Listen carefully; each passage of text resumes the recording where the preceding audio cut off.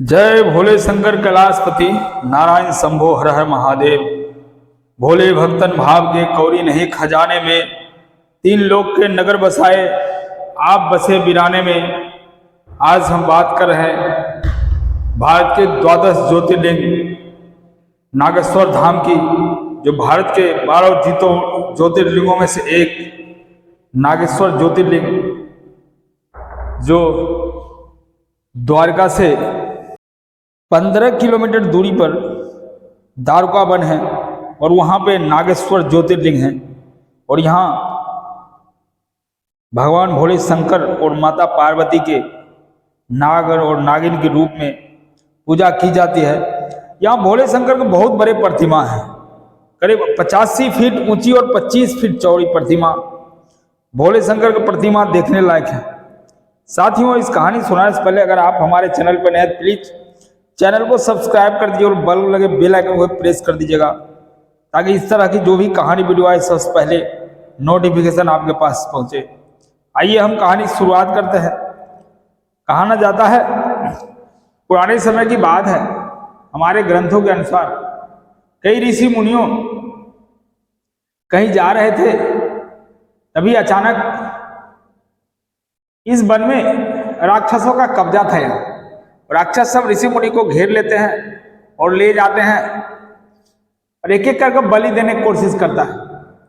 तभी एक ऋषि ने भगवान भोलेनाथ को ध्यान लगाए और मनी मन पूजा कर रहे थे। बोला, हे भोले शंकर, आप मुझे बचा लीजिए, नहीं तो ये राक्षस मुझे मार डालेंगे।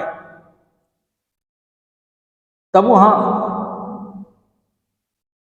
भोले शंकर एक नाग के रूप में दर्शन आते हैं और दर्शन देते हैं, और उनके डर से सारे राक्षस भाग जाते हैं।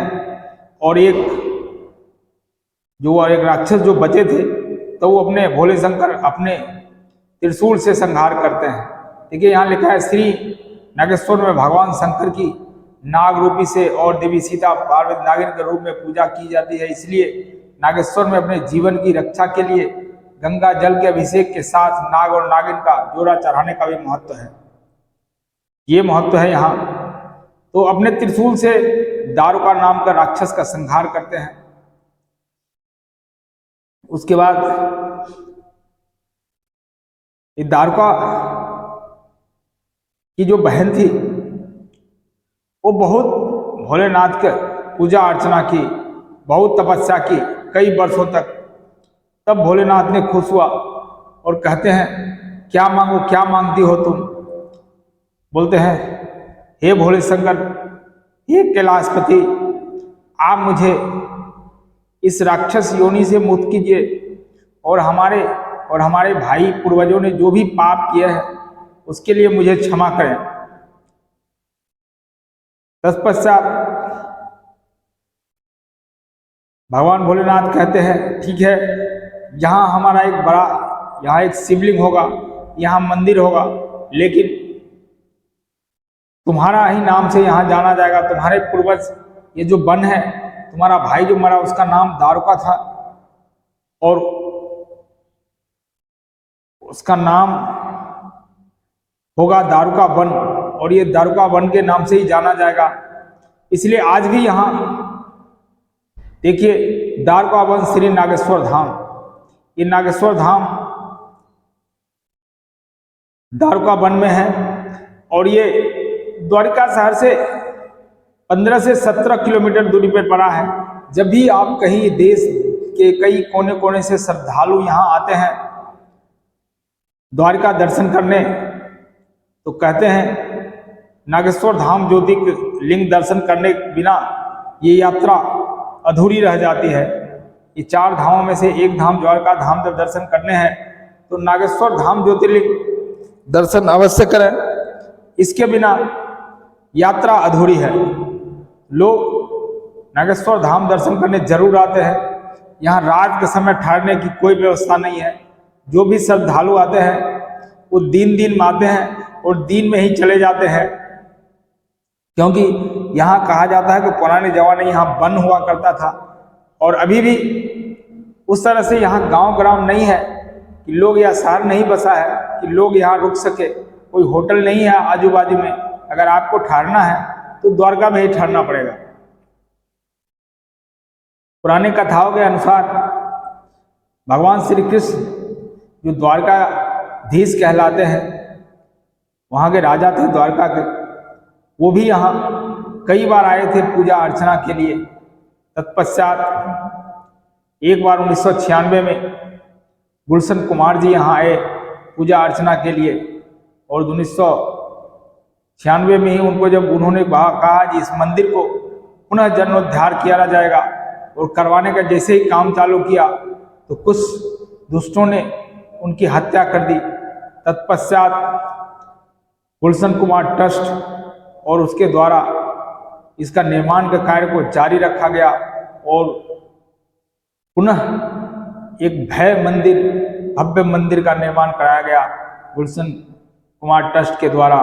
तो आज भी आप जाएंगे यहाँ तो देखेंगे एक अजब तरीके का यहाँ एक शांति का प्रतीक होगा, लगेगा साक्षात भोलेनाथ यहाँ पे विराजमान है।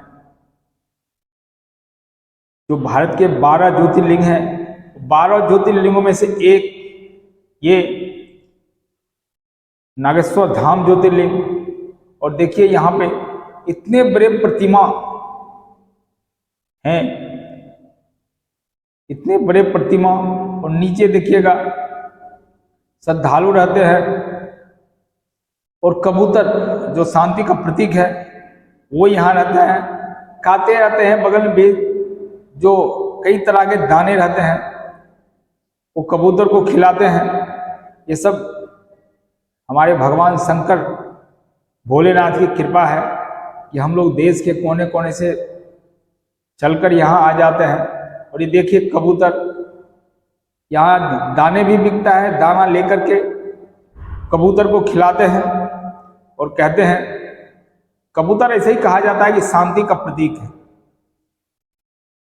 कबूतर शांति का प्रतीक है और भोलेनाथ सब पर कृपा बनाए रखें। देख लें भव्य भोलेनाथ का यहाँ मूर्ति बना हुआ, और सामने इधर मंदिर रूपी मौजूद नाग नागिन के रूप में भगवान भोलेनाथ, और इनकी प्रतिमा तो देखने लायक ही है। यहाँ से 10 किलोमीटर दूर से ही देखते हैं कि यह भोलेनाथ का प्रतिमा है। ये था एक नागेश्वर धाम ज्योतिर्लिंग की छोटी सी कहानी। ये कैसी लगी जरूर बताइएगा। जय भोलेनाथ।